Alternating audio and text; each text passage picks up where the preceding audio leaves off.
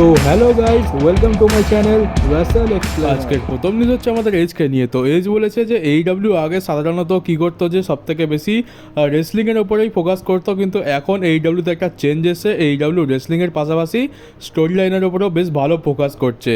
আর এইটা একটা অনেক বড় চেঞ্জ। আর আমরা রিসেন্ট টাইমে দেখেছি যে এইডব্লিউ কী করতো, যে রেসলিং তো আগে থেকে ভালো ছিল, কিন্তু এখন স্টোরি লাইনের ওপরেও কিন্তু ভালো জোর দিচ্ছে এইডব্লিউ।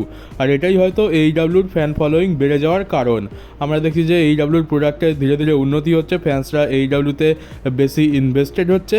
আর তার পেছনে কারণ হচ্ছে এটাই, রেসলিং তো আগে থেকে ভালো ছিল, কিন্তু এখন তারা স্টোরি লাইনের ওপরেও বেশ ভালো জোর দিয়ে ফোকাস করছে। আর এর পরে নিউজ হচ্ছে আমাদের ববি ল্যাসলিকে নিয়ে। তো ববি ল্যাসলি তার একটা ইন্টারভিউতে এটা বলে যে অনেকে বলছে সে ডাব্লিউডব্লিউতে রিটার্ন করতে পারে, আবার সে এইডব্লিউতে জয়েন করতে পারে, এমনকি সে টিএনএ রেসলিংয়েও যেতে পারে। তো ববি ল্যাসলির এর উপর মতামত হচ্ছে যে আমি 3টে রেসলিং প্রমোশনে যাওয়ার জন্য একেবারে তৈরি আছি, যায় আসে না যে আমি ডাব্লিউডব্লিউতে যাই, এইডব্লিউতে যাই বা টিএনএতে যাই, আমি সব কিছুর জন্য প্রস্তুত। তো ভবিষ্যতে আমাকে যেখানেই যেতে হোক না কেন, আমি তার জন্য 100% একদমই রেডি আছি। তার মানে হচ্ছে যে ববি ল্যাসলি একটা কথা তো পরিষ্কার করে দিয়েছে যে সে ডাব্লিউডব্লিউতেও রিটার্ন করতে পারে, এটার চান্স একটা আছে, যদি ভালো অফার পায় তো ডাব্লিউডব্লিউতে ফিরে আসবে। সব থেকে বেশি চান্স আছে এইডব্লিউতে যাওয়ার, এমনকি সে টিএনএতে, যেখানে ববি ল্যাসলি অনেকটা সময় কাটিয়েছে, টিএনএতেও সে আবার রিটার্ন করতে পারে। এরপরের নিউজ হচ্ছে তোমরা এখন যার ফটো দেখতে পাচ্ছ, এর নাম হচ্ছে এথিনা। আর এ এখন রিং অফ অনারে রয়েছে, একে তোমরা খুব ভালো করে চেনো। এর নাম হচ্ছে এম্বার মুন। এই ডাব্লিউডব্লিউতে যখন ছিল এর নাম ছিল এম্বার মুন। এ খুবই ফ্যান ফেভারিট ছিল ডাব্লিউডব্লিউতে থাকাকালীন। ফ্যান্সরা ভেবেছিল যে ডাব্লিউডব্লিউতে এর ভবিষ্যৎ উজ্জ্বল হবে, কিন্তু হঠাৎ করে ভিন্স ম্যাকম্যান একে রিলিজ করে দেয়, যেটা একটু শকিং ছিল। তো এই এম্বার মুন রিং অফ অনারের ওয়ার্ল্ড ওমেন্স চ্যাম্পিয়নশিপ জেতে। আর এখন সে 666 দিনেরও বেশি সময় হয়ে গেছে তার কাছে ওয়ার্ল্ড ওমেন্স চ্যাম্পিয়নশিপ রয়েছে। আর রিং অফ অনারের লংগেস্ট ট্রেনিং ওমেন্স চ্যাম্পিয়নও হয়ে গেছে এম্বার মুন। তো এটা বলতে হবে যে ডাব্লিউডব্লিউ থেকে বেরোনোর পর তার জন্য একটা অনেক বড় অ্যাচিভমেন্ট, যে রিং অফ অনারের মতো একটা রেসলিং প্রমোশনে সে লংগেস্ট ট্রেনিং ওমেন্স চ্যাম্পিয়ন হয়েছে। আর তোমরা যারা জানো না তাদেরকে বলে রাখি যে সেথ রলিন্সও কিন্তু এই রিং অফ অনার থেকেই উঠে এসছে। এরপরে নিউজ হচ্ছে আমাদের এজে স্টাইলসের রিটার্ন নিয়ে। তো এজে স্টাইলস রিটার্ন কেন করছে না? এজে স্টাইলসের তো রিটার্ন হওয়ার কথা ছিল স্ম্যাকডাউনে, তারপর ব্যাশ ইন বার্লিনেতে, কিন্তু হলো না কেন? তো এইটার বিষয়ে ফাইনালি ফাইটফুল সিলেক্টের একটা নিউজ এসছে। তো ফাইটফুল সিলেক্ট এটা বলছে যে এজে স্টাইলস একদমই ফিট আছে, সে যে কোনো সময় রিটার্ন করতে পারে, কিন্তু ট্রিপল এইচ তাকে রিটার্ন করাচ্ছে না। কারণ একটাই, যে ট্রিপল এইচের কাজকর্ম তো আমরা জানি কীরকম। ট্রিপল এইচ হচ্ছে যে যেটা আমরা এক্সপেক্ট করি সেটা তো সেই সময় করে না, আমাদেরকে সারপ্রাইজ দিতে চায়। তো ব্যাপারটা কী হচ্ছিলো যে স্ম্যাকডাউনে এজে স্টাইলসের রিটার্ন হবে, এই নিউজটা আগে থেকে বেরিয়ে এসেছিলো, যার জন্য ট্রিপল এইচ স্ম্যাকডাউনে এজে স্টাইলসের রিটার্ন করালো না।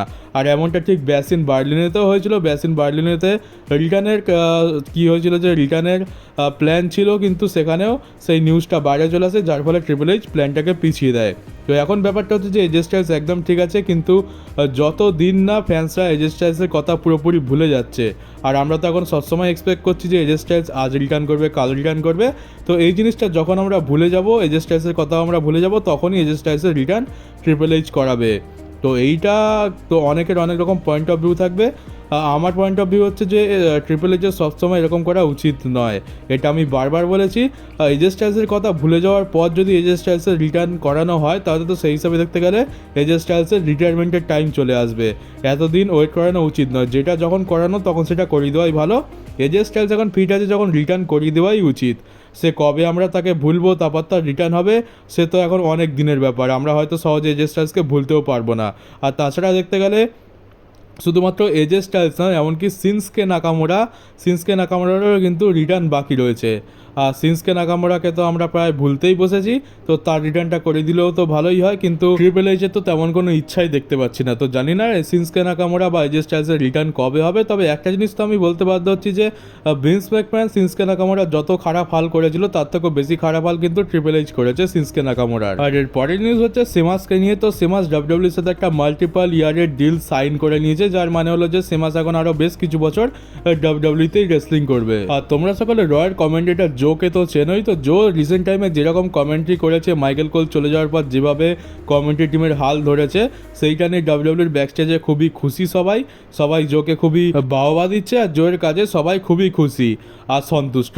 ওয়েড ব্যারেট, মাইকেল কোল আর প্যাট ম্যাকাফি এদের কমেন্ট্রির তো খুবই প্রশংসা করা হয়, আর এখন জো সেই দলে নাম লিখিয়েছে। আর আমি তোমাদেরকে কিছুদিন আগে একটা ভিডিওতে বলেছিলাম যে মোটর সিটি মেশিন গান এই যে টিমটা রয়েছে ট্যাগ টিম, এই টিমটা ডাব্লিউডাব্লিউতে আসতে পারে। আর এখন নিউজ এসছে যে এরা অফিসিয়ালি ডাব্লিউডাব্লিউর সাথে সাইন করে নিয়েছে।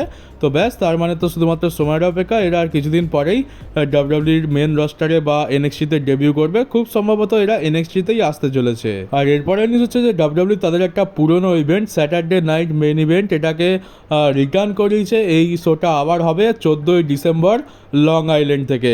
আর এটা আপাতত তাদের যে পিকক বলে যে ওটিটি প্ল্যাটফর্ম রয়েছে তার উপরে স্ট্রিম হবে, কিন্তু এটা আমরা টিভিতে দেখতে পাবো কি না এটা এখনও কিছু কনফার্ম নেই।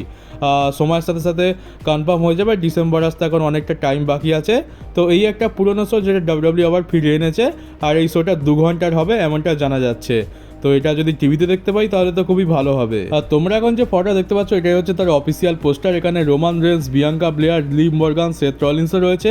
আর একদম ফ্রন্টে রয়েছে ডাব্লিউডাব্লিউর এখন কারেন্ট সব থেকে বড় ফেস সুপারস্টার কোডি রোডস। আর শুধু স্যাটারডে নাইট মেন ইভেন্ট নয়, স্ম্যাকডাউনে তো কোডি রোডসকেই 1 নম্বর ফেস হিসাবে ডাব্লিউডাব্লিউ অ্যাডভার্টাইজ করছে। রোমানের রিটার্ন হওয়া সত্ত্বেও কোডি রোডসই এখন ডাব্লিউডাব্লিউতে 1 নম্বর ফেস রয়েছে। আর সেটা তো আমরা দেখতেই পাচ্ছি স্ম্যাকডাউনের গ্রাফিক্সে, এখানে কোডি রোডসকেই স্ম্যাকডাউনের ফেস হিসাবে দেখানো হয়েছে। আর রোমান রেন্স আর কোডি রোডস ভার্সেস সোলো সিকোভা আর জেকব ফাটুর যে ম্যাচটা হবে সেটাও এখন অফিসিয়াল হয়ে গেছে। দেখতে পাচ্ছ এটার গ্রাফিক্স চলে এসছে ব্যাড ব্লাডের যে ম্যাচটা হবে তার জন্য।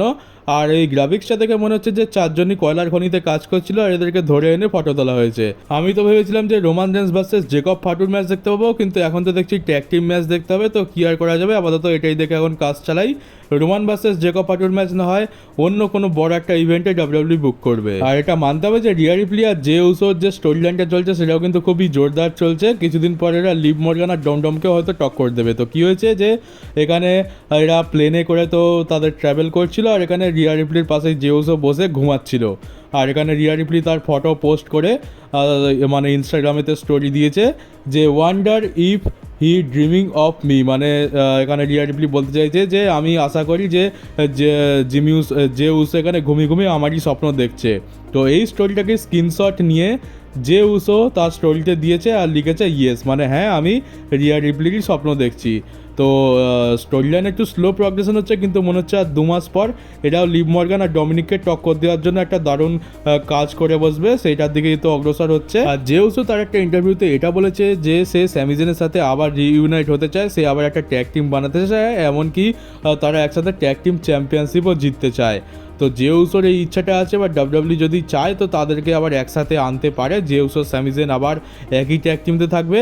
আর জে উসো এখানে ব্লাড লাইন নিয়ে একটা অনেক বড় কথা বলে যে আমি দেখছি যে ব্লাড লাইনিতে ফেস ব্লাড লাইনিতে মানে রোমানের ব্লাড লাইনিতে আরও মেম্বারের দরকার আছে।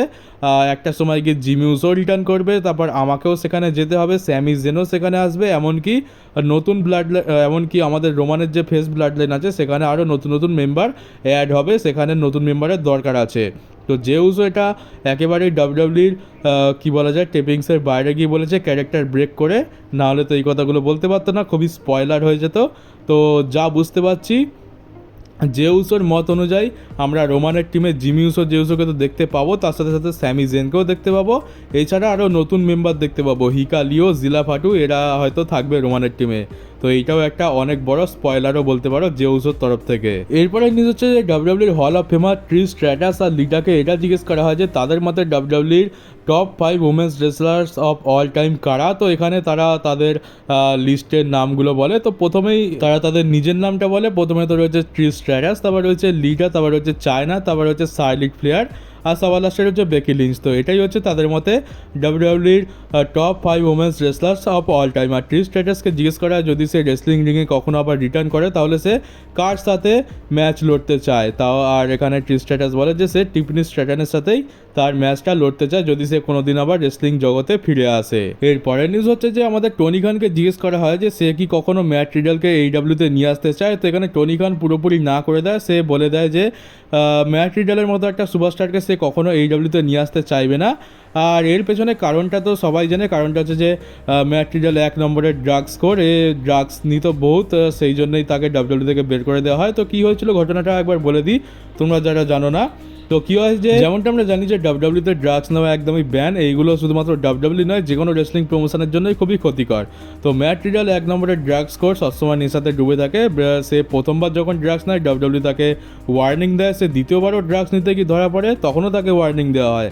এমনকি 3 নম্বর বারও সে ড্রাগস নেয় তখনও ডাব্লিউডাব্লিউ তাকে কড়াভাবে ওয়ার্নিং দিয়ে দেয় যে এরপর যদি কিছু হয় তাকে কিন্তু রিলিজ করে দেওয়া হবে। আর সেমনটাই হলো, সে চতুর্থবারও ড্রাগস নিল, আর এবার তো ড্রাগস নিয়ে আরেক লেভেল ওপরে চলে গেল। ড্রাগস নিয়ে মত্ত অবস্থায় এয়ারপোর্টেতে সেখানে যে সমস্ত স্টাফরা রয়েছে তাদের সাথে ঝামেলা শুরু করে দেয়, আর যার ফলে ডাব্লিউডাব্লিউ এবারে বলে দেয় যে ব্যাস এবার অনেক হয়েছে, আর শেষ পর্যন্ত ম্যাট রিডলকে ডাব্লিউডাব্লিউ থেকে রিলিজ করে দেওয়া হয়। ম্যাট রিডলের ক্যারিয়ার কিন্তু ডাব্লিউডাব্লিউতে ভালোই চলছিল, তাকে রোমান রেন্সের সাথে ফিউডে তাকে ইনভলভ করা হয়েছিল। আর তোমাদের নিশ্চয়ই মনে থাকবে যে তখন রোমানের সাথেই তার ফিউড চলছিল, কিন্তু তাকে হঠাৎ করে রিলিজ করে দেওয়া হয়। তো এটাই হচ্ছে তার পেছনে কারণ। ম্যাট রিডলকে নেওয়া কোনো একটা রেসলিং প্রমোশনের পক্ষে খুবই ক্ষতিকর জিনিস, কারণ এ তো পাক্কা নেশাখোর, এ তো কোনোদিন শুধরাবে না, আর কোম্পানির নামও বদনাম করে ছাড়বে। সেই জন্য এইডাব্লিউ যে প্রত্যেকটা ডাব্লিউডাব্লিউ স্টারকে লুটে নেয় সে পর্যন্ত বারণ করে দিচ্ছে যে সে ম্যাট রিডলকে তো কখনো এইডাব্লিউতে সাইন করবে না। আর তোমাদেরকে আমি কিছুদিন আগে আমার একটা ভিডিওতে বলেছিলাম যে ডাব্লিউডাব্লিউ এখন তাদের নতুন হেডকোয়ার্টার টিকেও গ্রুপের যে হেডকোয়ার্টার আছে সেখানে শিফট হয়ে গেছে, তাই ডাব্লিউডাব্লিউর পুরনো যে হেডকোয়ার্টারটা রয়েছে যেটা ভিন্স ম্যাকম্যান নিজে বানিয়েছিল সেই হেডকোয়ার্টারটা ডাব্লিউডাব্লিউ বিক্রি করে দিচ্ছে। আর এখন অফিসিয়ালি সেটা হয়তো বিক্রি হয়ে গেছে, কারণ দেখতে পাচ্ছ ওপরে যে ফটোটা দেখতে পাচ্ছ এটা হচ্ছে এখনকার হেডকোয়ার্টারের ছবি, আর নিচে যে ফটোটা দেখতে পাচ্ছ এটা হচ্ছে পুরনো ছবি। তো এখানে দেখতে পাচ্ছি যে পতাকা সমস্ত নামিয়ে নেওয়া হয়েছে, ডাব্লিউডাব্লিউর যে সাইনটা রয়েছে সেটাও এখান থেকে মুছে ফেলা হয়েছে। যা বোঝা যাচ্ছে ওটা শুধুমাত্র একটা এলইডি লাইটের স্ট্রাকচার, ওটাও কিছুদিন পর খুলে নেওয়া হবে। তো এটা এই দিকে ইঙ্গিত দিচ্ছে যে ডাব্লিউডাব্লিউ হেডকোয়ার্টারটা সেলের জন্য লাগিয়েছিল, আর সেটা অফিসিয়ালি এখন সেল হয়ে গেছে। কিছুদিন পর এখানে ডাব্লিউডাব্লিউর আর কোনো রকম নামগন্ধ থাকবে না, কোনো রকম চিহ্নই থাকবে না। তো দেখতে দেখতে কত জিনিস বদলে গেল, ডাব্লিউডাব্লিউর এত বছরের পুরনো হেডকোয়ার্টার সেটাও বিক্রি হয়ে গেল। আর এরপর হচ্ছে একটা অনেক বড় স্পেকুলেশন রোমান রেন্স আর কোডি রোডসের যে ম্যাচটা রয়েছে ব্যাড ব্লাডে সেটা নিয়ে। তো এমনটা ফ্যান্সদের তরফ থেকে স্পেকুলেট করা হচ্ছে যে হয়তো রোমান রেন্স আর কোডি রোডসের টিম ব্যাড ব্লাডেতে হারতে চলেছে। এটা ভাবতেই বড় আজব লাগছে, কিন্তু এর পেছনে কারণ বেশ কিছু আছে। একটা হচ্ছে যে জেকব ফাটুকে তো পিন করানো যাবে না, এটা আমরা জানি যে জেকব ফাটুকে হয়তো ডাব্লিউডাব্লিউ পিন করাবে না, তাকে যেভাবে স্ট্রংভাবে বুক করছে হয়তো তাকে পিন করাবে না। তাহলে কি এখানে সোলো সিকোয়াকে পিন করা হবে? তো এটা যদি হয় তাহলে সোলো সিকোয়ার জন্য খুব খারাপ হয়ে যাবে। একে তো তাকে কেউ সিরিয়াসভাবে নেয় না, আর তার উপর যদি সে পিন হয়ে যায় তাহলে তো আরোই তাকে কেউ সিরিয়াসভাবে নেবে না। তো সোলো সিকোয়ার ক্যারেক্টারটাকে তো আরও বেশি হাই লেভেলে নিয়ে যেতে হবে, আরও বেশি ভয়ঙ্কর, আরও বেশি স্ট্রং দেখাতে হবে। সেই জন্য এখানে দরকার যে সোলো সিকোয়াকে জিততে হবে। আর সোলো সিকোয়া পিন হলে তো একদমই চলবে না। তাহলে তার মানে কি রোমান রেন্স আর কোডি রোডস যারা এত বড় স্টার, যারা ম্যাচ একদম হারেই না, তারা কি হারতে চলেছে? এটাও ভেবে নেওয়া খুবই মুশকিল।